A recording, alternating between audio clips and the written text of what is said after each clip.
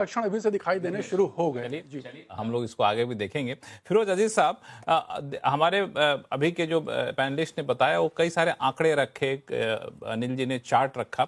मैं थोड़ा सा अलग पूछना चाहता हूं कि फंडामेंटल ऐसा क्या बदल गया है? लक्ष्मण जी, फंडामेंटल पे जाने से पहले एक दो चीजों पे, जैसे गौरांग सर ने बोला, थोड़ा ऐड किया। मैं गौरांग सर के पॉइंट पे थोड़ा डेटा देना चाहूंगा और which will solidify his argument. देखिए, एक चीज तो हम सुनते हैं कि रोज रोज एफडीआई खरीद रहा है और एफआईआई बेच रहा था, जून तक तो ये हो रहा था। तो भाई हम कैलकुलेट करके देखते हैं यार, इनके पास पैसा है कितना, रोज 2-3 हजार करोड़ डाल देते हैं तो फिर भी पैसा आता है। तो हम इसको कैलकुलेट करते हैं कि टोटल कैश पोजीशन कितनी है। ऑफ कोर्स आमफी का डेटा अभी आया नहीं है। मेरा ये अनुमान है कि टोटल 920-30 फंड्स हैं, ईटीएफ्स, इक्विटी में, पैसिव एक्टिव सब मिला मिलू के, उसमें 1,93,000 का आज भी कैश है। Beginning of the month 1,82,209 crore का कैश था। उनको पैसे मिले हैं 31,500 करोड़ अप्रोक्सीमेटली। एम्फी के नंबर्स मंडे को आएंगे, या प्लस और माइनस 1,000 करोड़ की गैप हो सकती है, but this is my expectation. 31,540 crore आया और उन्होंने लगाया 20,000 करोड़। 20,000 करोड़ लगाने के बाद भी उनकी कैश पाइल में 10,800 करोड़ का इजाफा हुआ है। वरना क्या होता है कि एफआईआई बेच रहा है, डीआईआई खरीद रहा है, तो सबसे बड़ा महत्वपूर्ण प्रश्न ये आता है कब तक खरीदेगा। अब इनके पास कैश खत्म हो जाए, फिर रिडेम्पशन आएगी तो वो भी बेच सकता है। खरीदने वाला अगर बिकवाली करने लग जाए, फिर मार्केट को सपोर्ट करेगा कौन?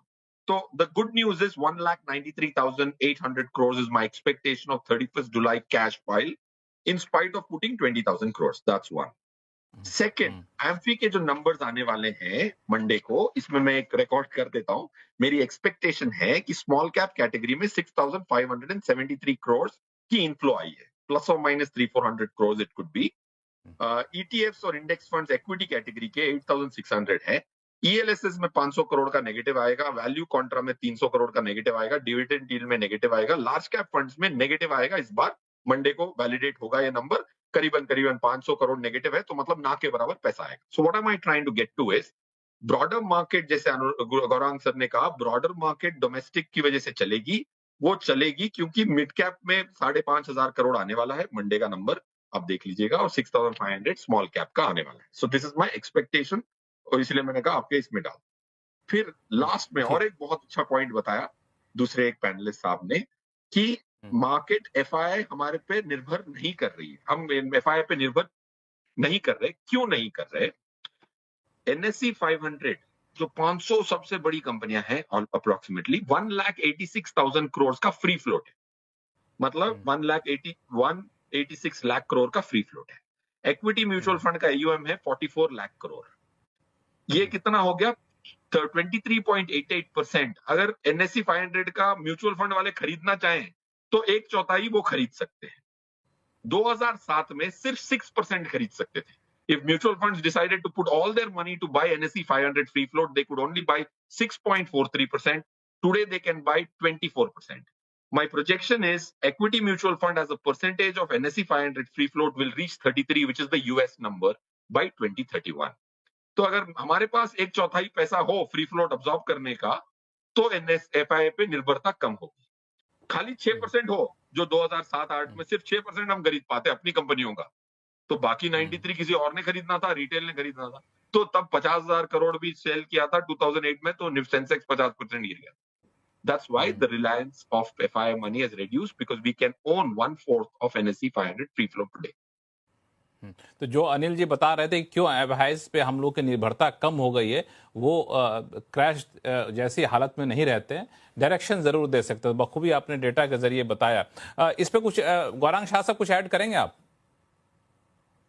तो मेरा ये मानना है, देखिए पहले तो लिक्विडिटी जो आ रही है लक्ष्मण जी, वो कुछ चुनिंदा क्षेत्र या कंपनियों के पीछे नहीं जानी चाहिए, क्योंकि फिर वो मूल्यांकन को लेकर के एक बहुत बड़ा प्रश्न हो जाता है।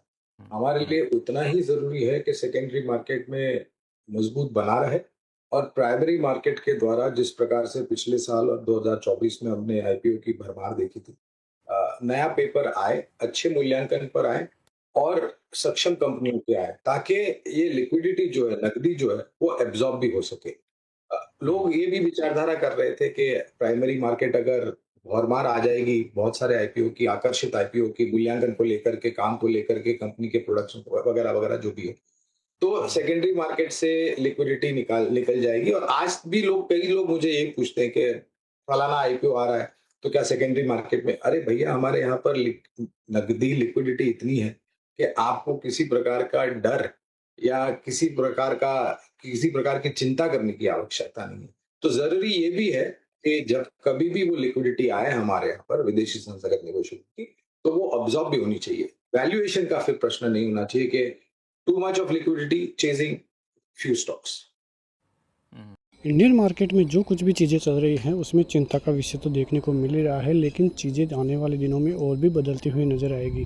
जिस प्रकार के हालात इतने दिनों देखने को मिल रहे थे, अब जिस प्रकार की न्यूज़ें हैं कि ट्रंप ने जो 100% टैरिफ वाला बिल है वो पास करा लिया है, और यदि टैरिफ लगता है तो बहुत बड़ी दिक्कतें इंडियन मार्केट के लिए फिर बनती हुई नज़र आ सकती है, जो इंडियन मार्केट को बहुत ही ज़बरदस्त निचले स्तरों तक भी लेकर जा सकती है यदि टैरिफ लगता है तो।